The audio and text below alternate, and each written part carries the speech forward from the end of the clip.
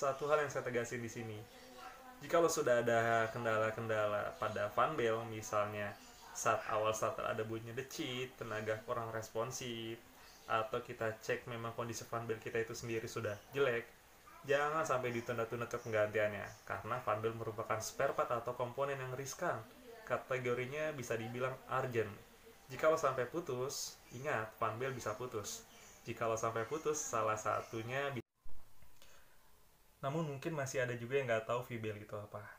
Maka gue kasih tahu di sini, terutama untuk ibu-ibu ya yang katanya cuma bisa pakai aja tanpa tahu apa aja yang ada di dalam mobil. Jadi gini, fanbel itu sendiri merupakan spare part yang ada pada mobil. Bisa dibilang sudah pasti ada.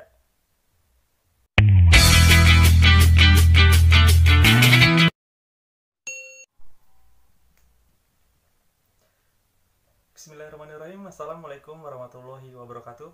Ketemu lagi di channel gue Dunia DZ. Kali ini gue akan ngebahas tentang bel atau tali kipas, atau juga ada yang nyebutnya V-bel. Sama pada intinya itu adalah sebuah sabuk ya kalau kita tarik dari arti beltnya.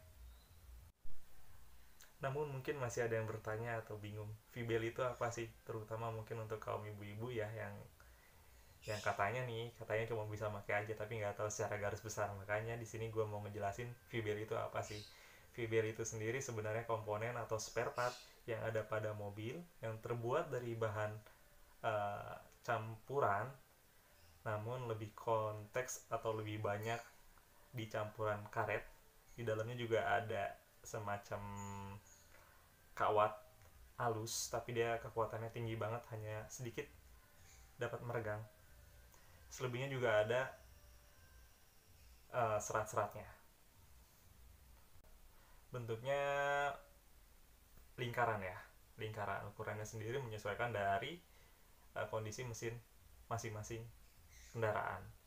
Ada yang kecil, ada yang lebar, dan di mobil itu sendiri sebenarnya ada yang menggunakan 1 fanbel, 2 fanbel, 3 fanbel, menyesuaikan kembali dari bentuk si mesin itu sendiri. Lalu pertanyaan selanjutnya, apa sih fungsinya V-bel itu sendiri? V-bel itu sendiri fungsinya sebenarnya sederhana banget. Oke, jadi secara garis besar, fanbel atau V-bel itu sendiri punya 2 fungsi. Yang pertama penghasil, yang kedua penyalur. Jadi kalau kita tarik kesimpulan, fanbel itu sendiri memiliki fungsi menghasilkan daya dan menyalurkan daya tersebut ke setiap komponen, seperti alternator, kompresor, water pump, force ankle, seperti itu. Namun, untuk penggantiannya sendiri bisa juga jadi lebih cepat. Semua itu tergantung kondisi dan situasi. Misalnya, kondisinya mobilitasnya tinggi banget, bisa juga karena gaya berkendaranya terlalu kasar sehingga putarannya terlalu dipaksakan. Ketiga, kondisi lingkungan, mungkin lingkungannya terlalu berdebu banget sehingga banyak kotoran atau kerikil yang menyebabkan si fanbel itu sendiri jadi lebih cepat usianya atau lebih cepat rusaknya. Satu lagi pertanyaan terakhir, Pak Imam, kita bisa nggak sih ngecek kondisi fanbel kita sendiri tanpa harus ke dealer? Sebenarnya bisa aja, caranya juga cukup gampang. Kalian tinggal buka kap mesinnya, lalu sediakan senter dan kita sentrin bagian fanbel itu sendiri. Yang dilihat atau yang di bagian center, kita fokuskan kepada permukaan dalam bagian fanbel. Kita lihat apakah di sana ada retak-retak. Jika ada, segera datang ke dealer untuk melakukan penggantian. Selanjutnya, selain retak-retak, mungkin kita bisa lihat juga apakah ada sobekan di sana. Jika ada, mungkin sebaiknya segera untuk diganti. Namun jika masih ragu, bapak-bapak atau ibu-ibu bisa juga WhatsApp ke pribadi, service advisor, atau WhatsApp ke WhatsApp khusus booking untuk menanyakan lebih jelasnya tentang kondisi fanbel tersebut. Cukup dengan divideokan atau difotokan juga. Nanti kita bisa menjawab dan melihat kondisi fanbel itu sendiri. Satu hal yang saya tegasin di sini, jika lo sudah ada kendala-kendala pada fanbel, misalnya saat awal starter ada bunyinya decit, tenaga kurang responsif, atau kita cek memang kondisi fanbel kita itu sendiri sudah jelek, jangan sampai ditunda-tunda ke penggantiannya, karena fanbel merupakan spare part atau komponen yang riskan. kategorinya bisa dibilang urgent. Jikalau sampai putus, ingat fan belt bisa putus.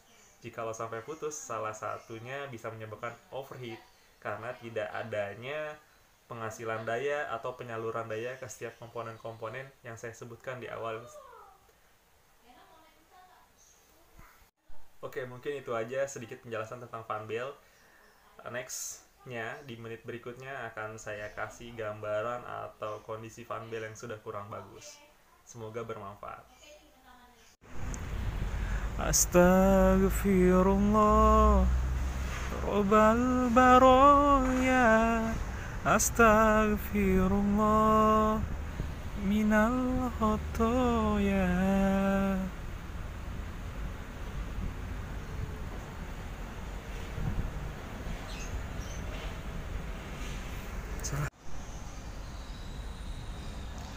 Oke, kali ini gue akan kasih lihat fan belt yang seperti apa sih yang sudah seharusnya diganti. Jadi ini fan belt yang tingkat kerusakannya dikategorikan cukup parah. Udah cukup banyak banget retak-retaknya ya.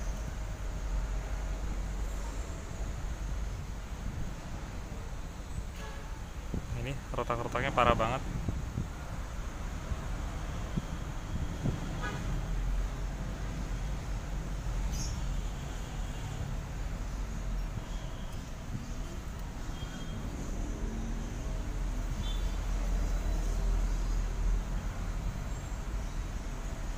Kelihatan ya.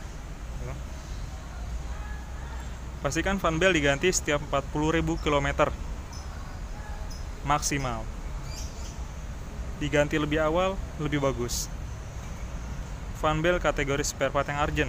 Ketika fan belt sudah mulai retak-retak, dia bisa saja putus sewaktu-waktu sehingga mobil bisa mati tiba-tiba. Jadi kategorinya urgent ya. Ini fan belt yang udah parah banget tingkat kerusakannya. Salah satu cirinya kalau sudah retak-retak kayak gini, biasanya dia juga timbul bunyi decit di awal starter ataupun sudah starter.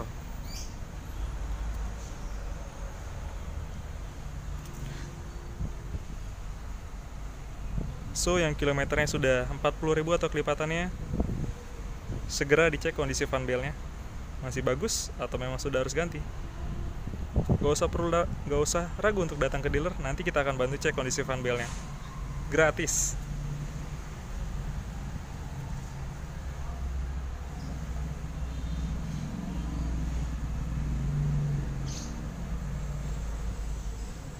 Kalau ada yang ingin ditanyakan, bisa di kolom komentar atau WhatsApp pribadi saya. Cukup jelas ya. Fan belt sendiri harganya untuk Livina 117.000.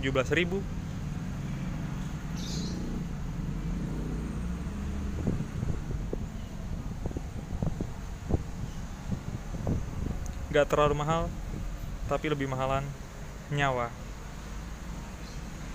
So, segera dicek fan belt kendaraan Anda masih bagus atau tidak. Semoga bermanfaat. Kalau sudah paham, jangan lupa di subscribe. Oke? Terima kasih.